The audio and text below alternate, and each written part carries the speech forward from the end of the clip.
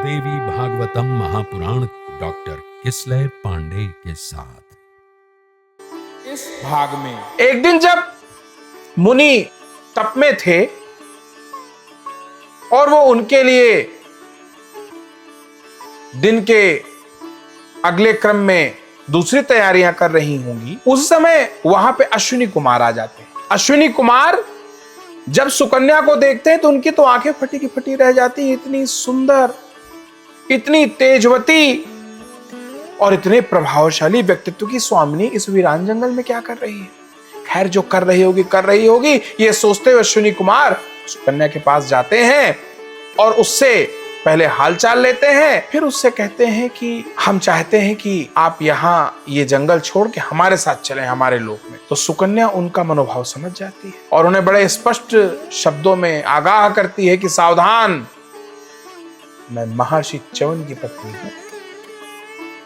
तो अगला वाक्य जो आपके जिह्वा से निकले जरा संभल के निकले, वरना यहीं पे एक ही श्राप से भस्म कर दूंगी आपको। अश्विनी कुमार कहते हैं कि अच्छा, ये तो गड़बड़ हो गया लगता है, पर चलिए अब जब यहां तक आ ही गए हैं तो च्यवन मुनि से भी मिल लेते हैं और हमारा आपको एक प्रस्ताव है। तो सुकन्या कहती है क्या? बोले पर आप नाराज मत होइएगा, आप क्रोधित मत होइएगा। हम च्यवन मुनि को जितना जानते हैं उनकी पात्रता नहीं कि आप जैसी सर्वांग सुंदरी को वो पत्नी के रूप में अपने यहां पे रख पाए। सुंदरी ने कहा, फिर आपने की ऐसी बातें अनर्गल पर आप? बोले नहीं, आप सुन तो लीजिए पूरी बात।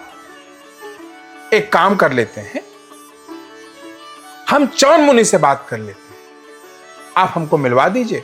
हम च्यवन मुनि से बात कर लेते हैं और अगर वो आज्ञा देते हैं तो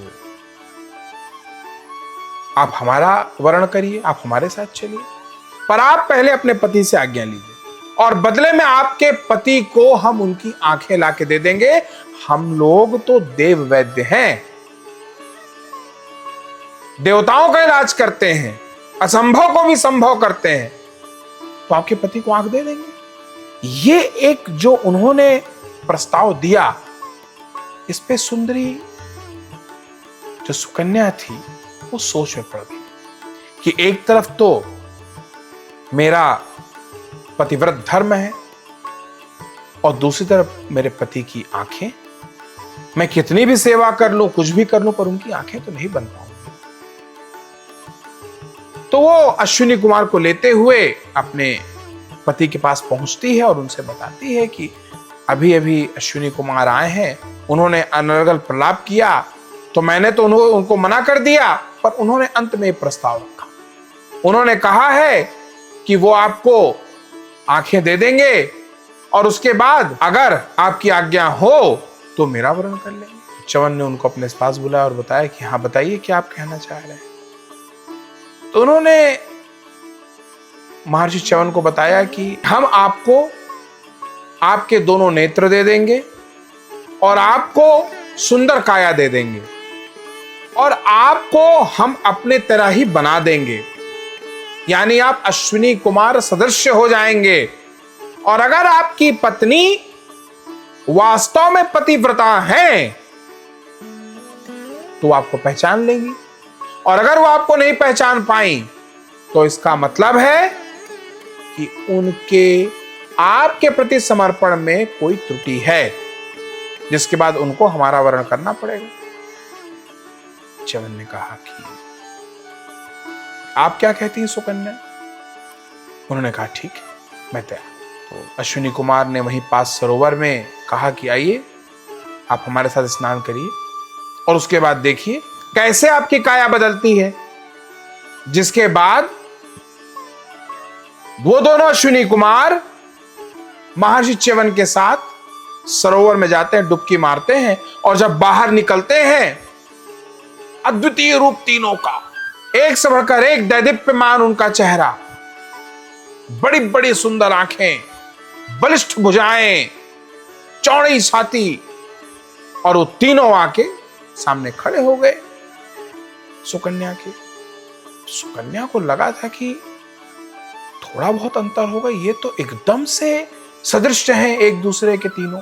उसने मन ही मन मां परंबा का ध्यान किया और कहा, मां ये तो वास्तव में परीक्षा है मेरी, और कहीं अगर मैंने किसी गलत पुरुष का चुनाव किया तो माता रानी बड़ी भारी विपत्ति का सामना करना पड़ेगा। मेरा ये लोग भी बर्बाद हो जाएगा, वो लोग भी बर्बाद हो जाएगा। माँ ने उसको प्रेरणा दी कि पुत्री तुम जिसका भी चयन करो वो सही हो, मैं तुम्हारे साथ हूं। माँ भगवती का यह आशीर्वाद लेके सुकन्या ने जिसको चुना वही महर्षि च्यवन निकले। और जब ये चुनाव देखा तो बाकी अश्विनी कुमार भी प्रशंसा किए बगैर नहीं रह पाए। वास्तव में ये सुकन्या के पतिव्रत धर्म की परीक्षा थी जो अश्विनी कुमारों ने ली थी। अश्विनी कुमारों को शुरू सब कुछ पता था, पर कृपा प्रसाद देने से पहले यह आवश्यक था कि वो जान लें कि क्या वास्तव में सुकन्या इस वर के लायक है भी या नहीं। अब महर्षि च्यवन का स्वरूप ऐसा कि कल्पनाओं में भी ऐसे स्वरूप को नहीं बताया जा सकता। बलिष्ठ भुजाएं, उनका दैदीप्यमान मस्तक, उनकी भुजाएं, उनकी आंखें, कुछ ऐसा हो गया जिसके लिए बड़े बड़े लोग हर समय कामना करते रहते हो और उनको वो न प्राप्त हो।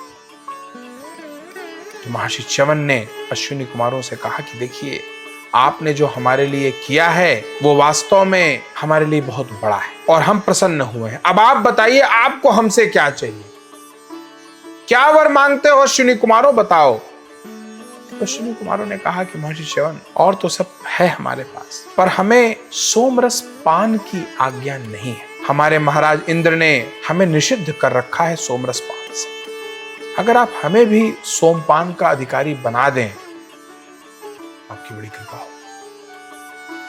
च्यवन ने कहा बस ठीक है, अगले यज्ञ में आपको हम मान्यता देंगे कि आप भी सोमपान कर सकते हैं, आप भी सोमरस का आनंद ले पाएंगे, ये मेरा वचन है। ऐसी कृपा पाके और ऐसा वरदान पाके अश्विनी कुमार धन्य था और महर्षि च्यवन के अगले आदेश की प्रतीक्षा में वो अपने लोग को प्रस्थान करे। तो फिर प्रेम से बोलिए जय माता की।